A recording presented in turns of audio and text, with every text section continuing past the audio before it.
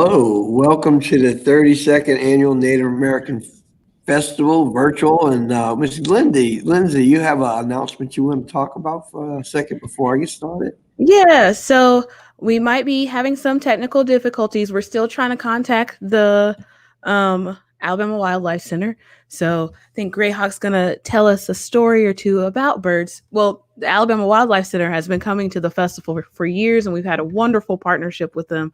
And Greyhawk has seen them on the stage many times, probably, or around the Oh, park yeah, many times. quite a few times. Yeah. But there are lots of stories that also incorporate birds, and I know you know a few of them. Oh yeah, every year when wildlife center comes out, they bring quite a few birds. They bring some raptors out, and mostly raptors. You know, the owls and the hawks, and they bring sometimes the falcons and things, and it's great. You know, because actually last year I have a little story about what happened last year. You might like to hear because here at Moundville, anything can happen, you know, at Moundville, and it's usually good. Last year, I was on stage waiting for the wildlife people to come out from Alabama Wildlife, and I'm on stage, and I look down, and right next to me is a little bitty cat about that big, black and white, and she just laid by my feet and stayed with me the whole time. And I always said she was a little miracle because she was up on that mound, and you know we have birds of prey here. Um, you know, we have hawks and owls and stuff, and this little cat, you know, survived up there and came back down and sat next to me. And when the birds of prey came out, she jumped on top of one of the cages and just looked down at the owl and looked down at the hawks, and they looked up at her, and they got along really well. And usually that doesn't happen. And I call them my little miracle cat. Like I said, the birds of prey loved her, and they just accepted her. And she wound up coming home with me a couple of years ago, and she's been with me for 2 years now. So that's my one of my stories about the one of the experiences that happened with the birds of prey. But we do have a lot of different stories about birds, you know, raptors and different birds. And do we have time to tell one story? Yeah, of course. Okay. Well, this story, I don't know if anybody has ever seen a red-winged blackbird. In my culture, my name is Gray Hawk, and in my culture, uh, I'm home in Choctaw. We have a story about the red-winged blackbird, and if you notice, the red-winged blackbird has a beautiful song. And when they come out at certain times of year, about this time of year, they come out and you'll fill the fields out where I live, and you'll hear this beautiful song they sing, and they just so many of them.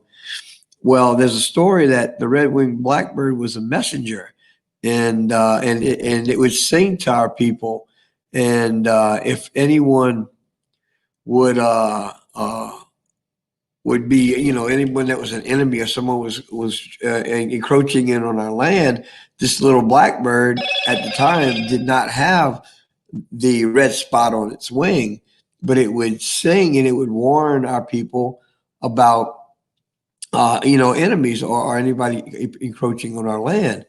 Well, some of our adversaries, our enemies, knew that, and so they sent out a couple of warriors with bows and arrows, and they were attempting to, you know, advance on our village, and they shot the red-winged blackbird, or the blackbird. It went through both wings, and the bird dropped. And but the arrow went through, and the bird still, with being shot like it was, it still managed to get up and warn the people, and it saved us. You know, warned us that we were being attacked. And so ever since that day, that blackbird has worn those two red spots to show what it did to save our people, and it became a very, very important bird to us. So that's why it wears its nice little red spot on its wing, because to show that it was a very important bird that saved our lives at one point. So that's that story, the red-winged blackbird. Oh, awesome. That's a great story. Um, do you have one more story while Well, she shows pictures? yeah, well, actually, we do. It is a story of in our culture, the Southeastern Muskogean culture. We do a thing that's called green corn, and we do stomp. And when you go to some of these stomps, um, you'll see our people wear these white feathers in their hats, and they're white egret feathers or white heron feathers. And there's a story that one day a long time ago, a young boy was sitting along a bank of a river, and a heron came, a white heron came by, and it flew over this young man, and it dropped the feather. Well, it dropped the feather right in front of the young man. He picked it up, and when he did, the bird circled around again and stopped in front of him. And when it stopped, it turned into a spirit of a young lady, and it said that he would have a dream that night, and she would be back the next day to listen to that dream and interpret it for him. Well, that night he took that feather and he went to sleep. And when he went to sleep, he was visited by a blue heron in his dream. And the blue heron talked to him and said that I'm going to teach you a song. And he started to sing this song for him. And the white heron showed up in his dream and turned into that young lady. And she had shakers on her legs, and she shell shaked the rhythm while the blue heron, which had transformed into an old man, sang the song and taught him the song. Well, he woke up the next morning, and when he did, he was laying by that river again, and the heron came back, and it stopped, and it said, did you have your dream last night? And it turned into the white heron turned into the young lady and said, did you have that dream last night? And he said, yeah. And she interpreted the dream, and she said, you need to go back to sleep again because there's some stories that you need to know to go along with that song that you have to learn, and you need to learn that song again tonight. So he went back to sleep that night, and that blue heron visited him again in his dream and turned into the old man and handed him a blue heron feather and said, you keep this feather near your head at night, and it will warn you of anything, and it will make sure that your dreams are pure and safe. And he grabbed that blue heron feather. And at that point, the old man started telling him stories.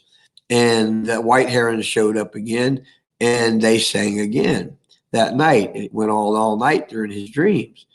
Well, the next day he woke up. When he went back to the river, the white heron came again, turned into a young lady, and interpreted what happened to him that night. She said, you have to go again because tonight there'll be another visitation, and you'll learn more stories, and you'll learn more songs.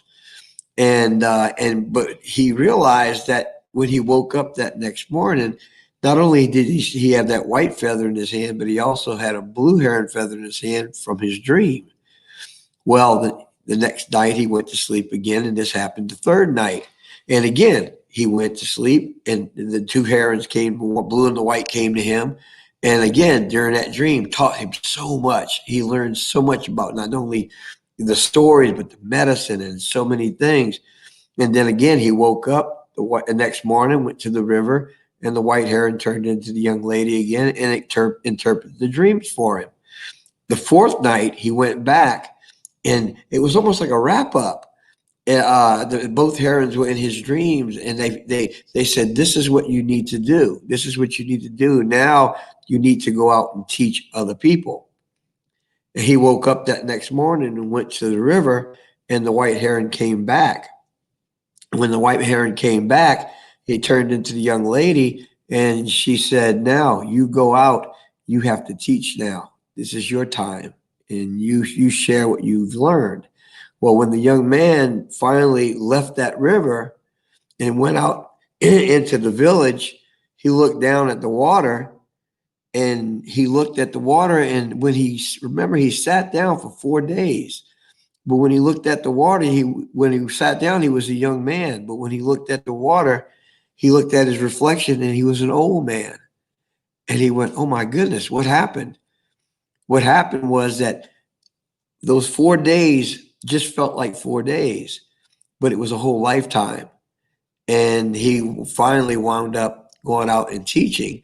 But it's like this. A lot of times, when I was growing up, they tell you sometimes when you start your road and you're starting to learn, you start as a young person, and all of a sudden you look in the mirror and you're an old person with all this knowledge, but it seems like it was just a short time that this happened, and that's what happened to the young man. It looked like it was it was short, but it was a whole lifetime.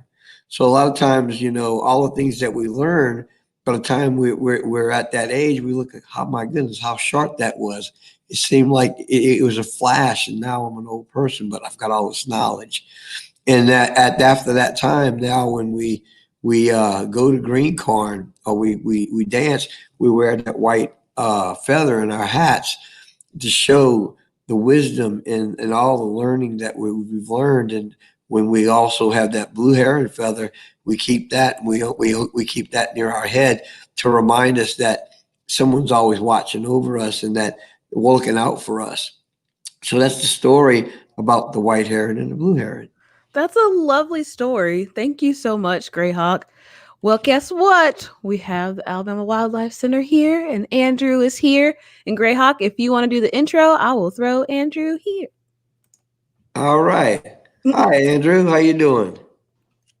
Can you hear me? Hello. Thank y'all for having us. Hey, how's it going? Glad to see you. We're doing really Well, well. yeah, Yes, sir. Excited, we have excited the to be Birds part of of the Prey. festival. uh, We have the Birds of Prey Alabama Wildlife Center. The Alabama Wildlife Center is Alabama's oldest and largest wildlife rehabilitation facility, caring annually for almost 2,000 wild birds from more than 100 species. It is a nonprofit organization with dual mission to provide medical and rehabilitation care for Alabama's injured and orphaned native birds in order to permit their return to the wild and to educate people in order to heighten awareness and appreciation of Alabama's native wildlife. And again, Andrew, it's a pleasure to see you. And it's always good to see the Alabama Wildlife Center come to Moundville. And I'm going to hand it over to you right now. And you guys are going to love this presentation. Thank y'all again for having us. And thank you, Greyhawk, for the wonderful production. I will elaborate just a little bit on the Alabama Wildlife Center before we get into all of the fun with our other friends. So we are a 501c3 nonprofit that does have the dual mission of rehabilitation of our native birds and also the education portion, which I am part of, along with my assistants for today, Lauren and Mary, which you will meet in a minute. And we take care of those individuals that live here with us that we were not able to release into the wild. We've been an entity for over 40 years. And for the majority of our history, so we had a mammal program. We would take in, has grown, so has our patient numbers. And we do get somewhere in the vicinity of 2,000 birds in every year. That is from over 100 different species. So we've had to selectively focus on our native birds, which are very important. They are a huge part of our ecosystem. They're also a great indicator of a healthy ecosystem.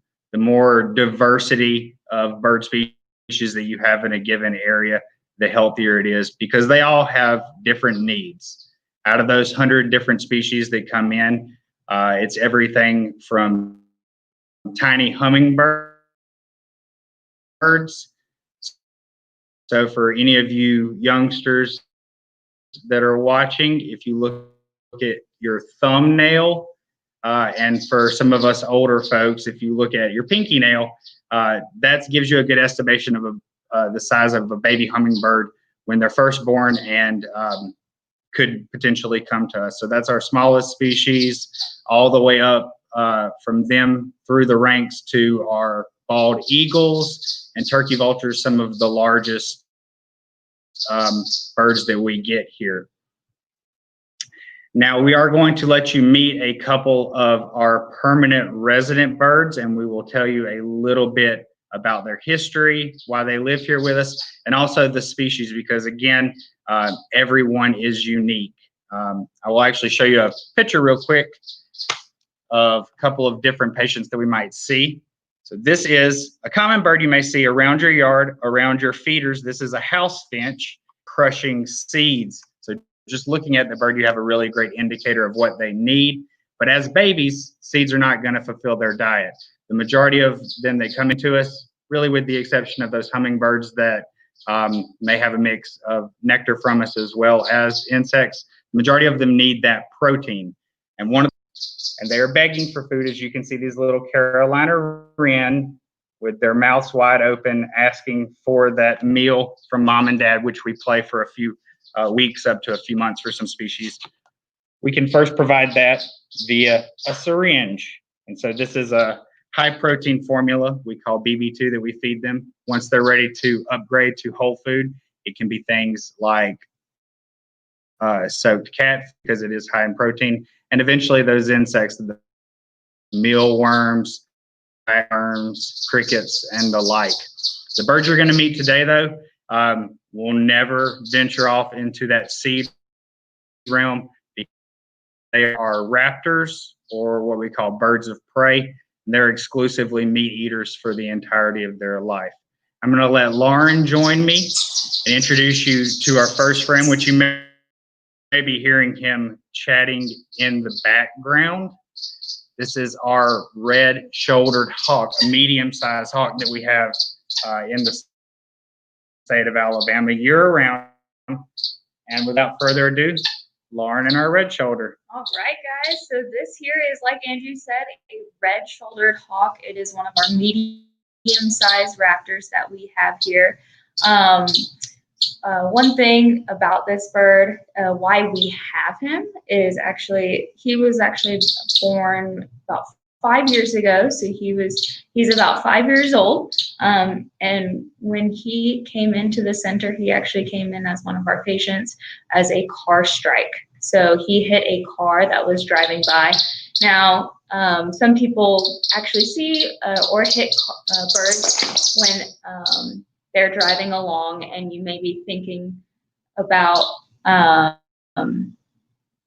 why that bird might be driving, or why that bird might be flying across the road. And it's because they are hunting. So a lot of our birds are hunting, and that's when they get hit. And you may be thinking, well, what might be on that road that they will be hunting? And it's partly our fault as humans. And no, it's not the trash that we throw out, but it is due to the trash that we throw out. The little rodents that go and scavenge along the side of the road, eat our banana peels or our apple cores that we throw out. They'll be going after those, and then the birds like this will be going after those little rodents. So this guy, he likes to live in forests that have water nearby. And he is what we consider a sit and wait predator. So that means that he'll actually sit up in a perch and wait until he sees a little prey item running across, and he'll dive down and catch it. So the next bird that you meet will hunt a little bit differently. To just give you an idea, this one's a sit and wait predator. Now we have accipiters. This guy is a buteo, but he actually can exhibit some accipiter behaviors. So the buteos, how you can tell that they are buteos is that they are what we consider our soaring hawks. And you'll see them soaring across the sky. And if you do see this guy soaring, a way that you can identify this bird is that it has extreme barring on its tail, very vivid barring. And when it has its wings outstretched and the sun is above it, there's actually a light little crescent on the tips of the wings that you can see. But unlike the bootios, this guy will also do some behaviors of the accipiters, where he'll fold, flap, and fold his wings in to get more speed and fly through the trees. So they're more aerodynamic and they will fly through the trees. So a couple of other things about this guy. All right. So when they nest, the nesting pairs, they will actually return to their nest every single year and use the same nesting site. They'll probably repair it a little bit if it needs some repairs. Another cool thing about hawks in general is that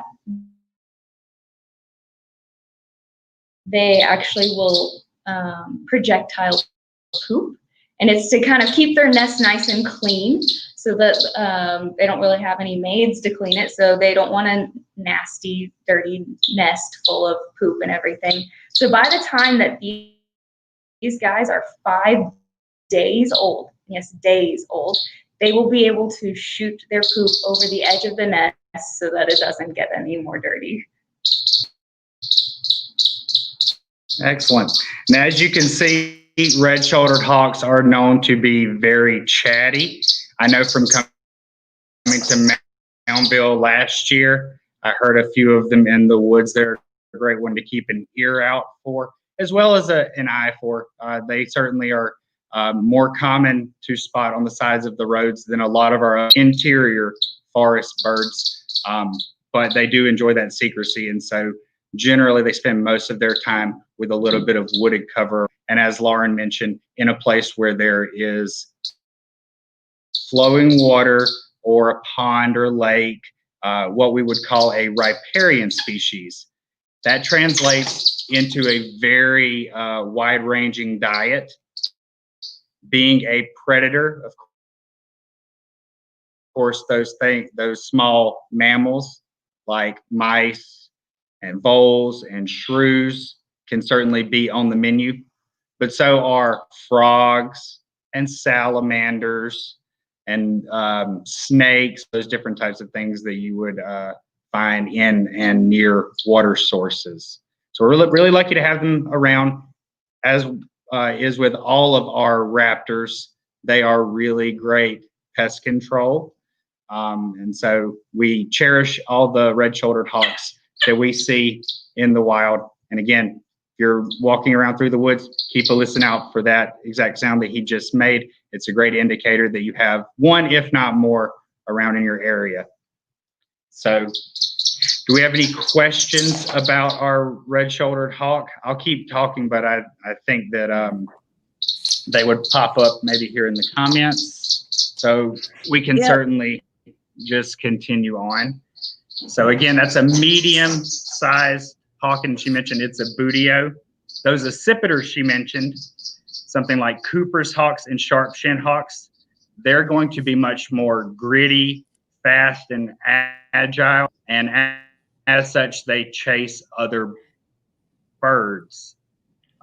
When you get onto the other side, such as our next friend here, they usually do a lot of soaring, maneuvering through the open skies.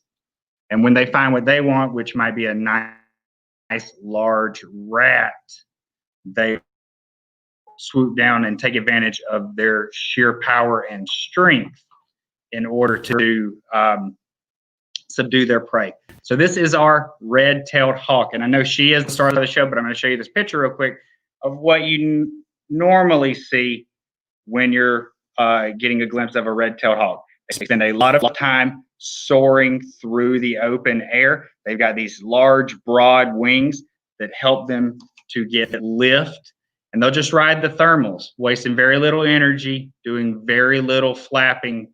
And again, when they spot that prey, which for a bird with vision this great could be a mile away, they can be up to a mile in the sky and see that rat moving through an open field. They'll go down and just use that sheer force and the power that they have in those very strong feet.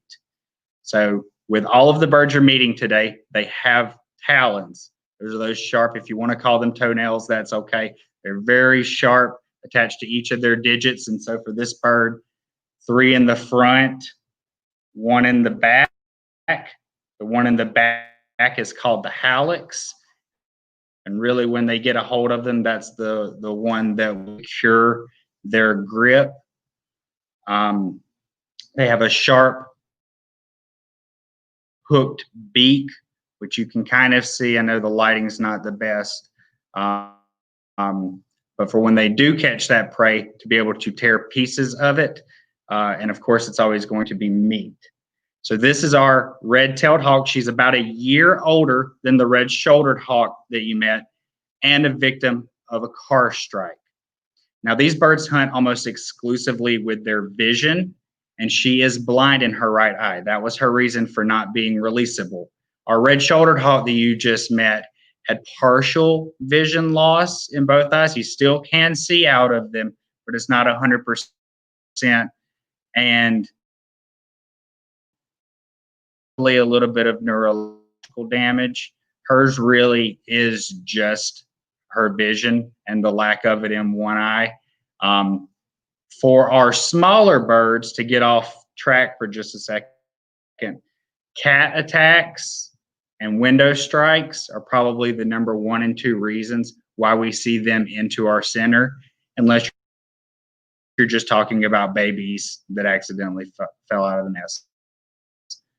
When you are talking about raptors, vehicle collisions are the number 1 reason. As Lauren mentioned, it's because not only is it a great corridor between the wooded area that they're in and the wooded area that they want to move to, but it also is a spot where lots of their food sources, those little rodents, are attracted to.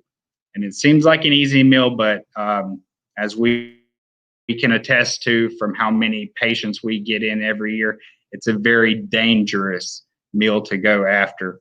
And so that's our big conservation message with a lot of our birds of prey is don't litter, don't throw even those old French fries out the window, because you are attracting their food sources to the roadside. Collision patient at our center. Do you have anything else that you would like to add about our red tail? Well, red tail is probably the most abundant hawk in the state. Especially during the winter months, they're much more visible, possibly because we have migrants coming down. But also they tend to hang out along roadsides, and you'll see them on power poles, telephone lines, different structures along roadside. So it looks like we have a lot more hawks during the winter months than you see in the summer months. Mm-hmm. Other thing is when they're up soaring high, you really don't see the red tail. What you see is a lighter surface underneath with some hint of color because they're up high soaring. It's their call, though, that is the most distinctive, and Andrew can pull my phone back. Yeah, we're going to try to play this call for you guys real quick. Has to recognize my face. Okay, maybe that one. They're different.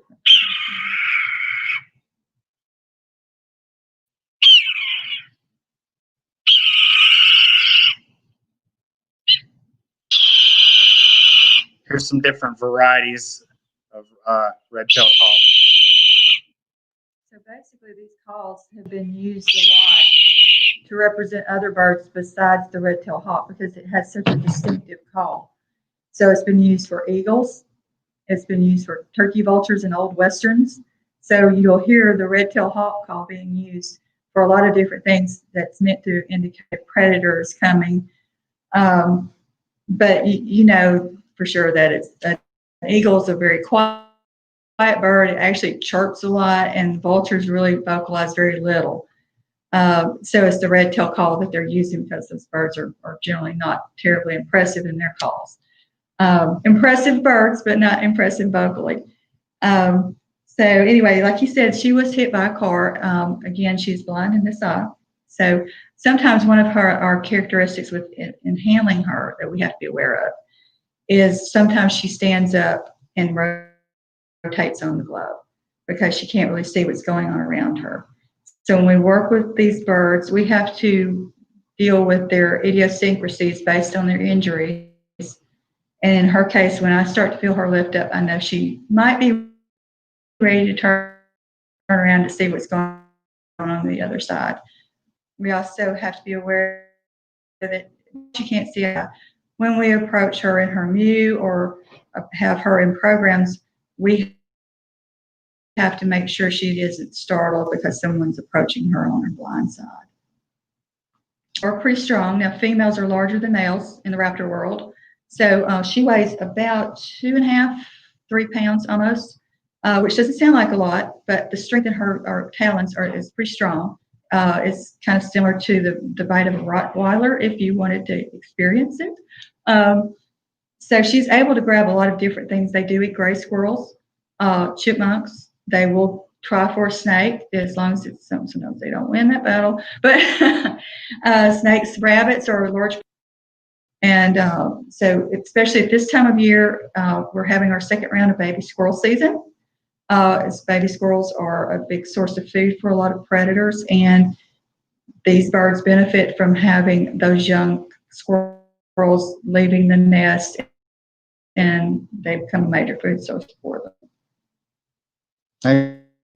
Excellent. Well, thank you. She also has, and it's not very pronounced, but you can see this belly band, the darker run. That's also a characteristic, and they're up in flight.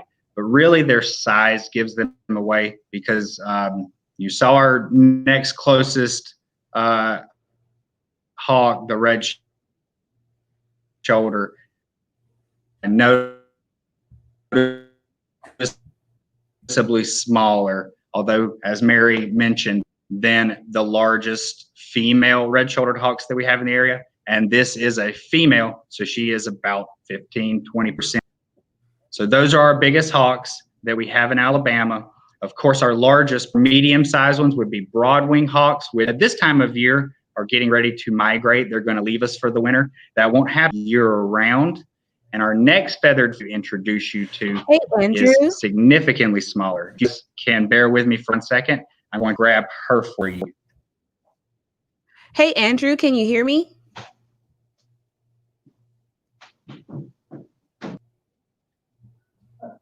You can hear me?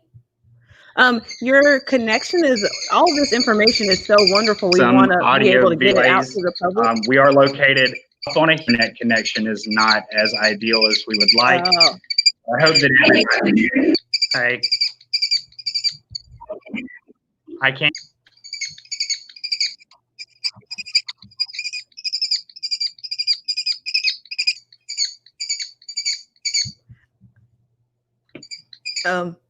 Just your connect. I get the location may cause some issues, but it's a wonderful park. So,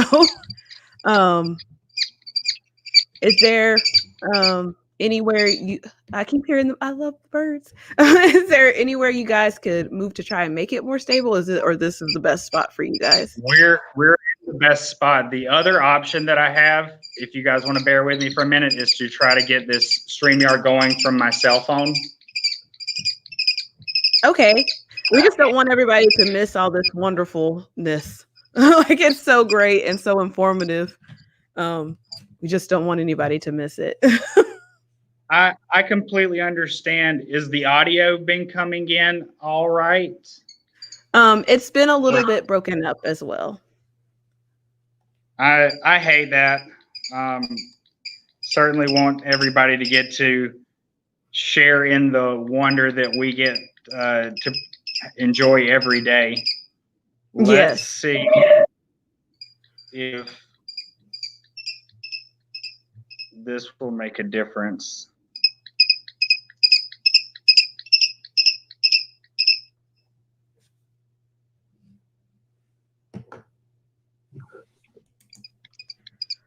All right, I am going from my cell phone now to see if are we having any better luck with that? Much better. All right. Much better. Okay. Sorry. Thanks for hanging in with us, everybody. Thank you so very much. Well, we won't tell the other birds that you didn't get to enjoy them on the same capacity that you will my favorite species, which is our smallest falcon. that we have in Alabama. This is an American kestrel.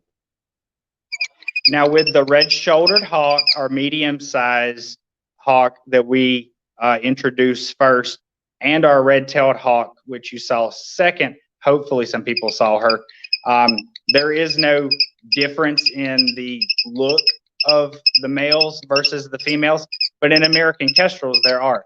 You can see she's got a brownish tinge all over her. If this was a male American kestrel, he would have a steely blue-gray along the wings and head.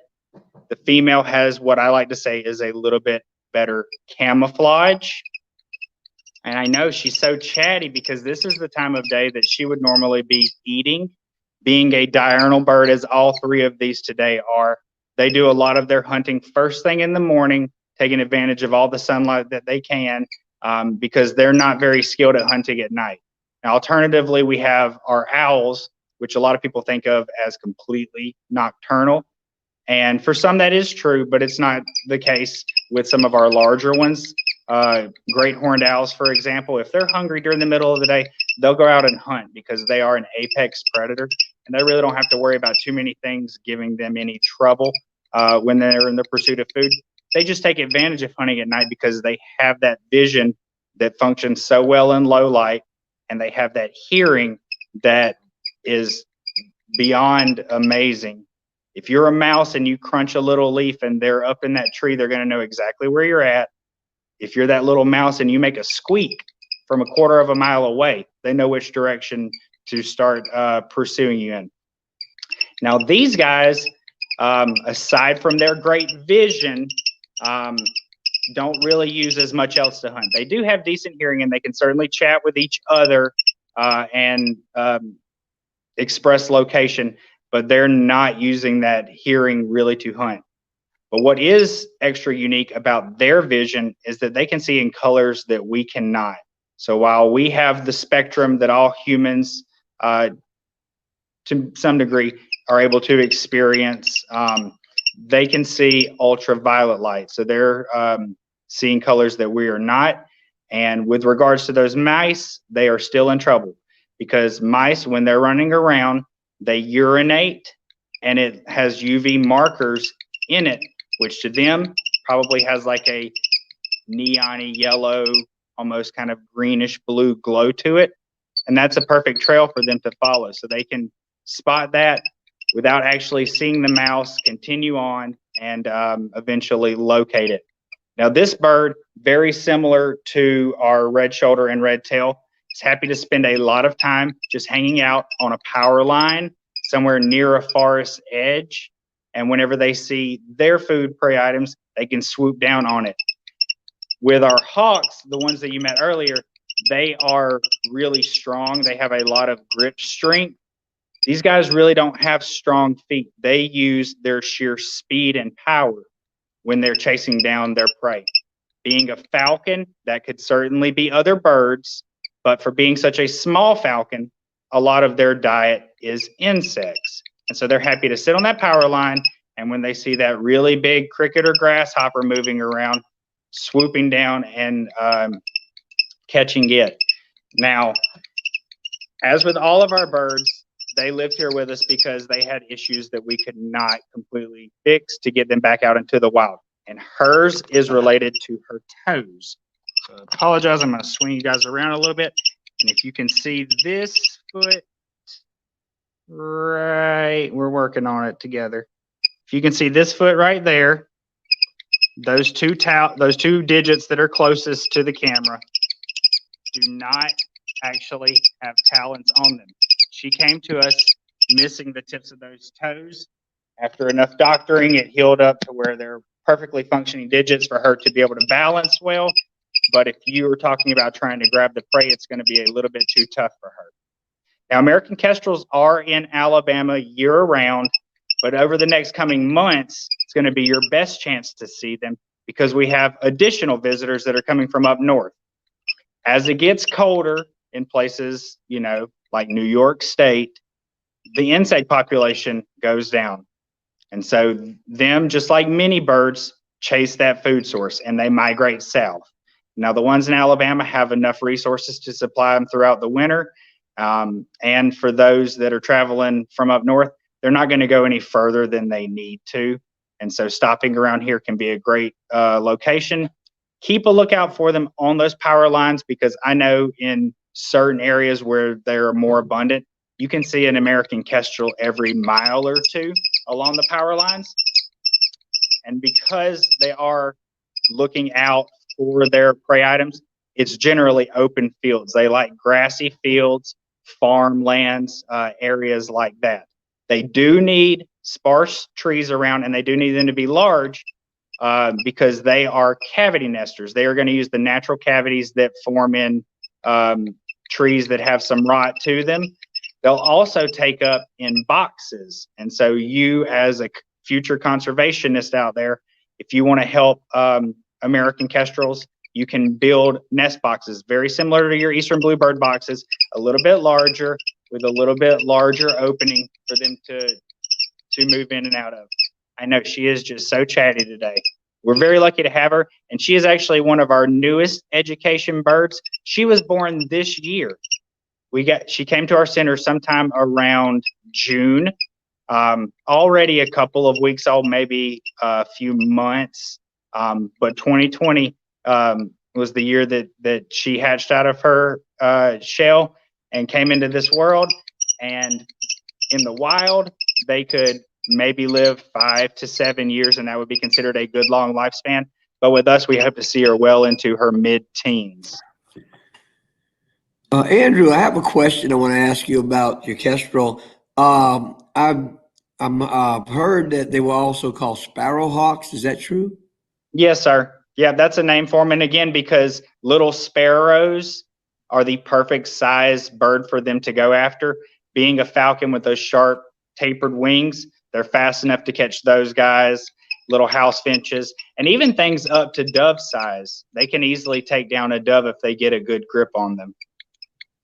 Or, as I mentioned earlier, they'll just fly fast enough and they'll kind of punch them out of the air. They'll ball up their fist and just kind of stun the bird, and then they can subdue them once they're both down on the ground. Yeah, kestrels are fascinating little birds. I worked at the Nature Center in New Orleans East, and we did rehab, and we had a couple of kestrels, and they were great. They were beautiful birds. I think they're the perfect mix of a beautiful small bird, but also the fierce toughness of a formidable predator. So if you're a potential food source for them, watch out, because they're small but mighty. And as I was mentioning, it is a species that you do have a chance of seeing year round. This time of year, when a lot of birds are migrating, there is also another species of falcon coming through called a merlin. Now, they don't breed in Alabama and they don't live here year round, but they travel through. They breed in Canada and Alaska, and then they make their way down to Mexico and Central America for the winter. They're a little bit larger than these guys. So she weighs somewhere just over 100 grams.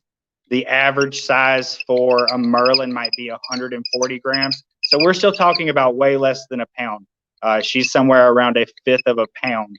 Not much bigger than them, but a little bit stronger, a little bit heavier grip strength in those toes.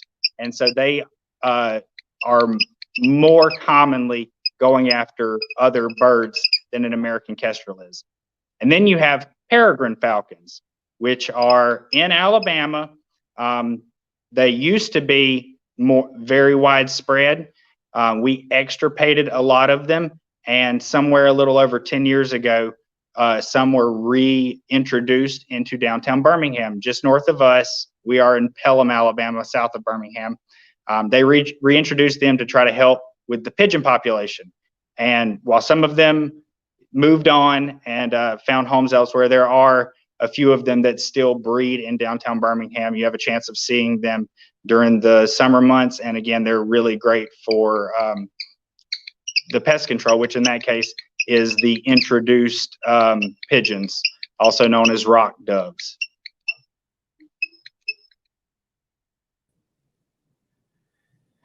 Well, I tell you, I'm just bringing back a lot of memories watching you with the Kestrel and again about the two hawks between the red shoulder hawk and the red tail hawk.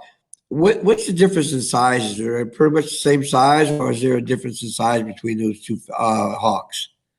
From looking at them, and again, as we mentioned earlier, females are larger than males. So if you have a really large female red shoulder, she could look close in size to a very small male red tail.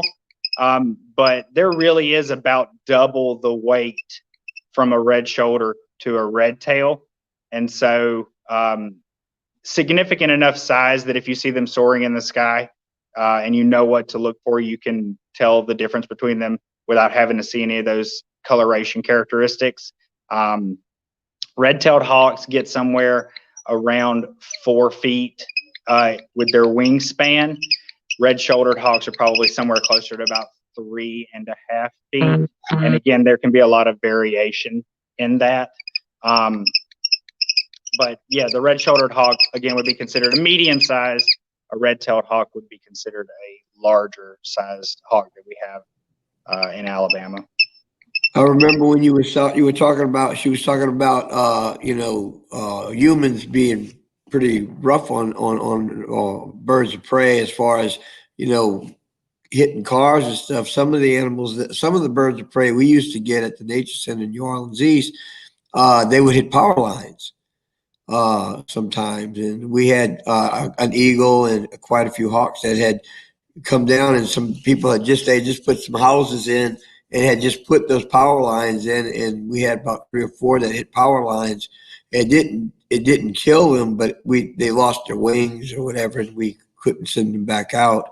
So power lines and things like that people put up also have a tendency to hurt our birds of prey. Yeah. Yes, sir. For those that have really large wingspans, like the eagles and vultures, where they can catch those power lines, it can certainly be really bad for them. And you earlier mentioning herons, fishing line is a really serious problem for a lot of our birds that wade in and around water and spend a lot of their time in those locations. And so that's always another great conservation message that we like to extend to people, is to make sure to properly dispose of your monofilament line when you are out enjoying nature. Now, we don't know exactly what happened to her toes, but it is possible that even this kestrel could have got it caught in some type of human-made, monofilament fishing line and tore the tips of those talons off. That's probably more likely than something having bit them off.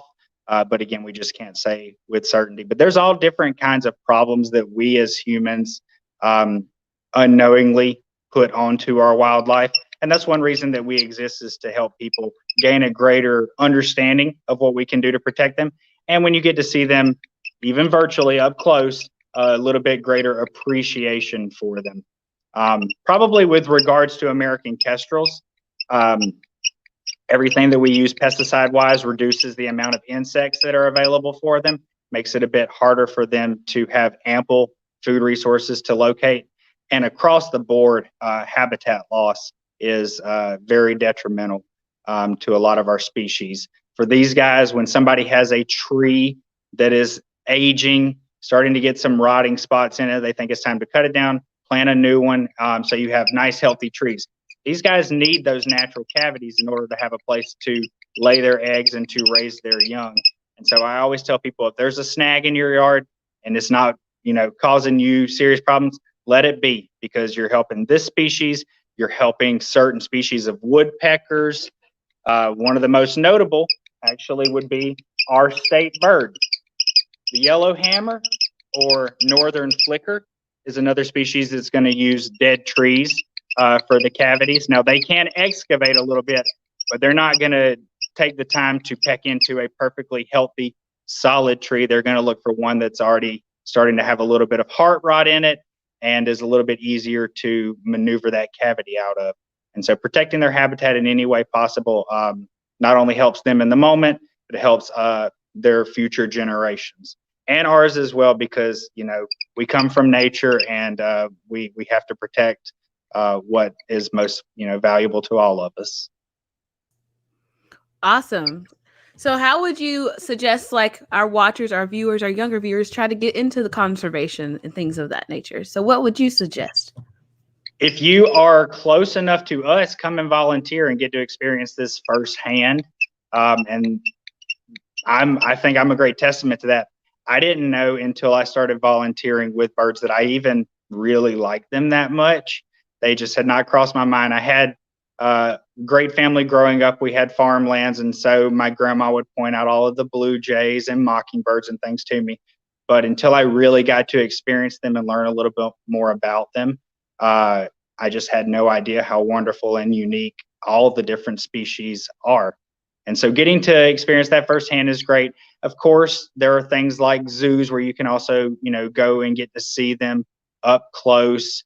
But what you can really do is just provide those things that they need. If we're talking about bluebirds, which I mentioned earlier, this is a species you can see everywhere now. They're all over the place. That was not the case 30, 40 years ago, because we were cutting down woods. And them, just like the northern flicker and just like the American kestrel, are cavity nesters. There was a big initiative to build those bluebird boxes, which you can find all over the place, and their numbers rebounded tremendously. So you can add in things like that to help them with their nesting process. If you're talking about something like a hummingbird, which during this time of year, they're migrating and they need those long, thin beaks to be going into all kinds of nectar and sugar water. You can plant a lot of native flowers that will attract them, may attract smaller insects, which they can also munch on because protein is very important for them as well. So just providing quality habitat, supplemental resources like that can all really help. And then to get back to, I guess, our first point, don't litter. Don't leave things out in nature that are not natural, because it's not helping them at all. Yeah, there's a lot that can be done. Yeah. And thank you. I encourage everybody to go out and visit the Alabama Wildlife Center. Please go and visit and see the birds and hang out on there at the park and all that great stuff. Greyhawk, did you have any more questions or anything? Yeah, I had one more. Actually, I want to thank Andrew for being here with us, and it brought back a lot of memories of me doing rehab at the Nature Center in New Orleans East. I don't know if you've ever been there, but you know, you fall in love with those the different birds that come in. You know, and they people don't realize how affectionate those birds can get if once you're taking care of them, and you do get a bond with them, and they get a bond with you. And I had gotten in a bond with quite a few of the birds that were there. You love them, you know, they become family. And you know, you feel sorry because a lot of them can't go back into nature. Like you were talking about the filament and the lines. Another thing that happened to some of the birds that we would get is when they were babies, the nest was being made, and some of that line would be brought in and put in the nest, and it would twine up around some of the baby's talons. And as they grew, it would constrict. Yes, sir, exactly. And I actually, since you mentioned that, I had an example of a nest here. Now, this is from a sparrow, but you can see all of that human trash that was added in during the construction of it. That doesn't break off and flake away the same way dry grass does. That is pretty strong and will survive for much longer than the natural elements in here. And it does pose a serious problem for those species that use it without realizing. And it's certainly not, as you said, not restricted to just the small birds like that, but herons, some of our songbirds. I found a nest actually here at our center. We're located very close to a water source, and one of our native birds called an eastern phoebe, I took down their nest after they were done for the year, because it was falling apart, fishing line all through it. And so we're lucky that they were able to successfully fledge, because for a lot of birds, there is nobody to intervene in the moment, and it can be a serious problem for them.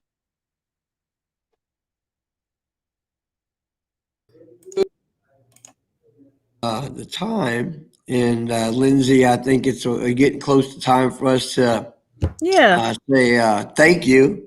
Yes. Thank you Really, so I much. always look forward to seeing your group come out with the birds of prey, and I love it because again, brings back a lot of memories of my time working with the nature center I used to work with in rehab, and like you said, I encourage any young person because I remember we had a lot of volunteers that would come out and they were between the ages of 14, 15, 16 years old, and they would come out and they made a life they would get into the rehab and environmental programs through volunteering with us at the nature center. And until you go out there and volunteer, you have no idea. You have no idea. And you're right. They should go out and at least experience it because it will make a difference in the way you look at birds and nature as a whole, and also probably give you a whole different outlook in, I guess, a way to get into that field, Yes, sir. eventually. Exactly. I started off, with some of the larger species, realized that they were not the end all be all, and the smaller species mattered just as much. And then from there, you realize, well, what's just as important as the birds is all of the plant diversity that we have around us, all of the insect and arachnid diversity that we have around us. And so they can be a gateway to understanding nature as a whole and gaining a greater appreciation for it. All right, Andrew. Thanks a lot for being with us. And what's the name of your kestrel? Did y'all name her? We have not named her yet. You have any good suggestions? Well, we had one. Our kestrel was called Pac-Man, but she looks like a Sarah to me. I tell you. That's cute. I like that a lot. Well, we will be seeing you guys in the future. Hopefully not virtually. Hopefully in person. And by that point, we should have a name for her. So we'll look forward to our next interaction. All right, Andrew. Thanks a lot. And the Alabama Wildlife Center, we appreciate you being with us today. And everybody that has been with us today, thank you for being with us. We have a lot more coming through the week here at the Native American Festival here at Moundville. Again, join us for the next. We have later on today. We have Lyndon Alex coming, so please stay tuned. That's going to be about 1:00. So again, from Moundville, from Greyhawk and Andrew, thank you very much, and we will hope to see you soon. Thanks a lot. Thank y'all again.